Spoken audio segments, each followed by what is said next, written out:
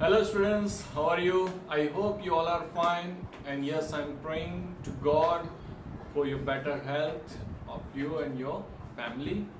Yes, and now we are continuing with our chapter number 3, our next part, that is silk. In the first part we had seen about the wool, how the wool is obtained and how we are processing on that for to make a wool. Okay, now we will see how the silk is obtained and how we are processing for the making of cloth of silk. Okay, so what is silk? A silk is a fine, soft, strongest and shining fiber which is made by silkworm, and the silk is known as a resham in Hindi, right? And the silk is made by an insect.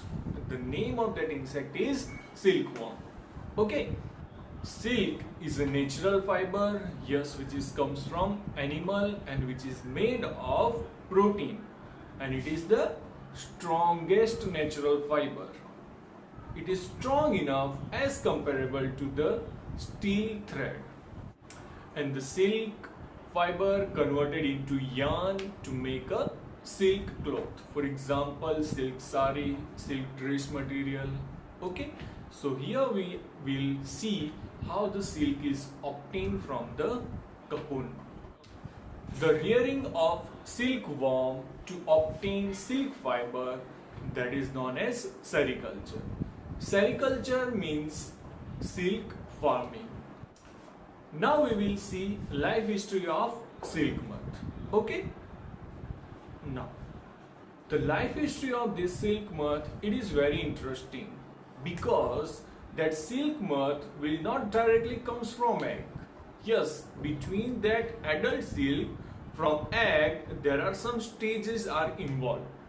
Okay, it is not like a hen, because the hen is directly come from egg in the form of chicks, and from that chicks it will be slowly become adult and become a hen. Okay, here we can describe the life cycle of this silkworm in a one line like this. First, there will be egg. From that egg, larva will form, or caterpillar, or we can also say that the silkworm. After that, pupa, and from the pupa it will convert into the adult moth. Now we will see the life history of this silk moth in detail. Okay, so what is the first step? The laying eggs. Okay, the female silk moth will lays eggs on that mulberry leaves. Okay, now the second stage will come and the eggs hatch to form like a larva, and this larva is called as a caterpillar or silkworm. Okay, and this silkworm is fed by that mulberry leaves and they become large. Now the third stage will come. Okay, now in this stage, that larva, it is ready to comes in another development of its stage. It is known as pupa. It first waves a net to hold itself. Then it swings its head from side to side. During this movement of head, the silkworm secretes a liquid. That liquid is a silk. Okay, now that silk is the form of liquid. It is comes from the tiny openings from its head. Okay, and when it is comes in the contact of air, it starts become solidified and it will become a silk fiber. And soon the silkworm cover their whole body from this silk fiber, and this silky cover is spun by that silkworm. It is known as cocoon. The cocoon is made by that silkworm to protect its development to the next stage of pupa. The silkworm continues to develop in the form of pupa inside that cocoon, and then it will be converting to adult silkworm. That is the fourth stage of its history.